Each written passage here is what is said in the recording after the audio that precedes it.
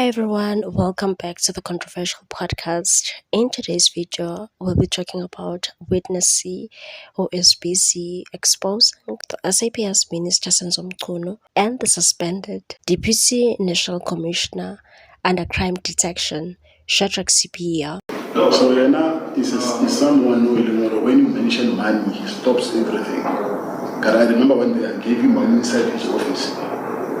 You know how Mr. Matlala said he came to know or engage Minister Mchunu? Thank you. Through his talk, he indicated that he was introduced to Minister Mchunu and that Mr. Mchunu had ambitions to run for presidency in the ANC. And then there were people and minister also that were going around looking for the people who will contribute to his campaign. And indeed, Mr. Matlala was one of the people who had contributed to the campaign, as he indicated that in January he had contributed to an amount to the total amount of 500,000, whereby he purchased flight tickets and paid for the accommodation for.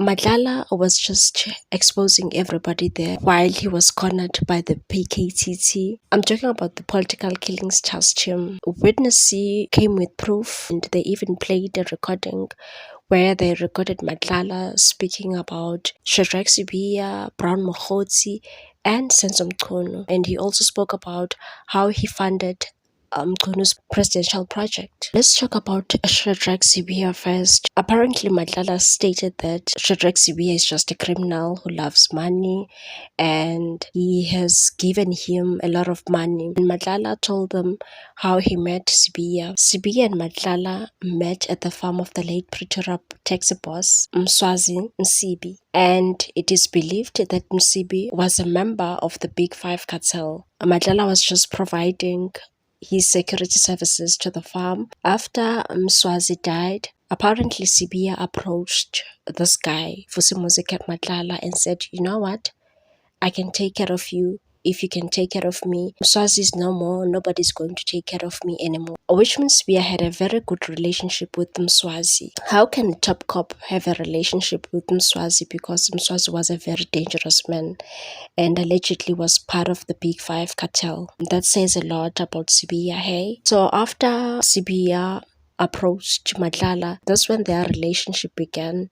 Mr. Matlala was busy spending on General Sibiya, and apparently he gave him about 300,000 rand when Sibiya's son was getting married. So this guy was just receiving moolah. Matlala even stated that Sibiya is a criminal who loves money. He's not a policeman. Vusimuzi Matlala further stated that he was giving Sibiya money ranging from 500,000 rand to 1 million rand a month at times. And it seems like General Sibiya was a clever criminal, hey, because he wouldn't take the electronic transfers, and he made it very clear that their relationship with Sibiya was just about money, and Sibiya will only be on the receiving end. Matlala indicated that he will go to Sibiya's house to drop off the money, and that there is another townhouse at a gated community in Sandton where he would go as directed, drop off the money. He also gave more details, saying that when you access this estate, there will be a circle. Sibiya would come from one of the houses to the circle and he would hand over the parcel to him. And he didn't know the name of the estate, but he knew that at the place there is an individual, Serge Kaboj, the fixer, a Congolese also called the Blesser, who also owns a house at the complex. Sibiya is very dodgy, hey? He further stated that in January, Sibiya was buying a plot in Midrand, which was to be registered under his wife's name, with plans to convert it into a bed and breakfast. Matlala stated that he gave Sibiya 2 million rand towards the purchase, which he dropped off in cash at the Sandton estate. He further indicated that he personally handed over the 2 million rand to Sibiya at his house in Sandton as directed. I don't know how Sibiya is going to get out of this mess, because there's also recordings. It's really tough for him. Shem is going to jail. No wonder I was so angry at the KZN Provincial Commissioner General Ntlam Kwanazi when he made those explosive allegations on the 6th of July. The man knew that he was in deep shit. We also spoke about Senzo Mchunu. Even though Senzo Mchunu denied knowing Vusimuzi Matlala at the ad hoc committee, but it seems like Matlala had a really good relationship with Senzo Mchunu and Brown Mokhotsi, because apparently Senzo Mchunu even interfered in the Boshoka kidnapping case. It was revealed in the Madlanga Commission by Witness C. So you can see that Senzo Mchunu is a criminal himself. He was just lying at the ad hoc committee. He couldn't answer some questions.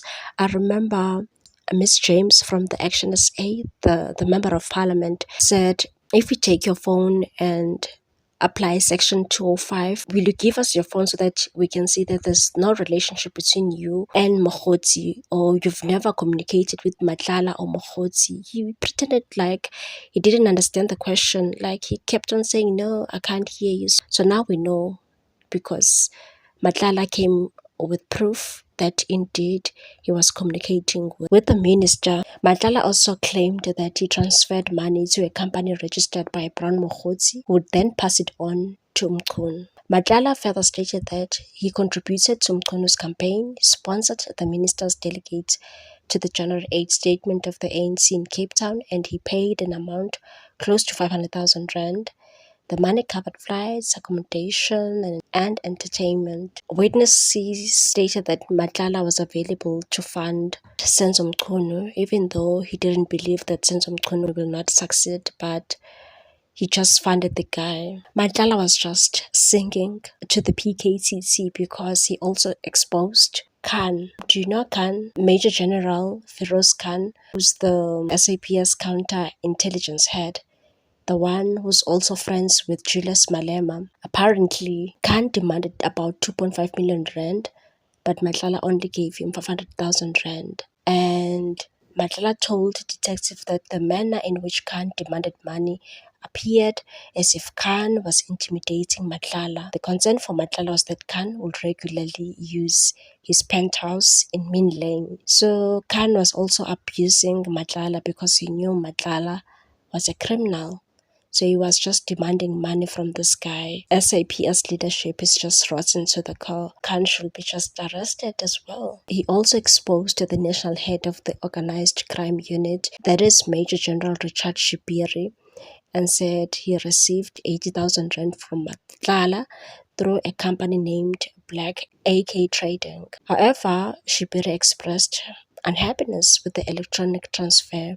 The money was then returned to Matlala's account and later given to Shipiri in cash. The police need to do the investigation just to see that 80,000 rand going to Shipiri, because that means he received that money in cash. Witness C said the money was meant for Shipiri to celebrate his promotion as the national head of organized crime. Matlala also expressed his frustration to detectives that the top generals and Mchunu were unable to protect him from the SAPS team, the Gauteng counter-intelligence operation with the PKTT, who wanted to arrest him. So he also complained that Sibiya, that criminal who loves money, threw him under the bus.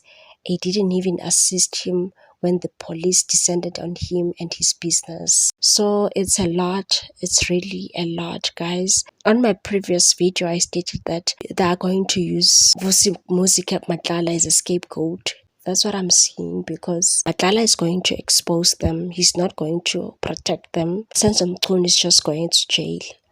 Ramaphosa needs to act as in like fast. That minister is a criminal. Share your views on this one. Please like this video, share it, and subscribe. I'll see you on the next episode. Bye.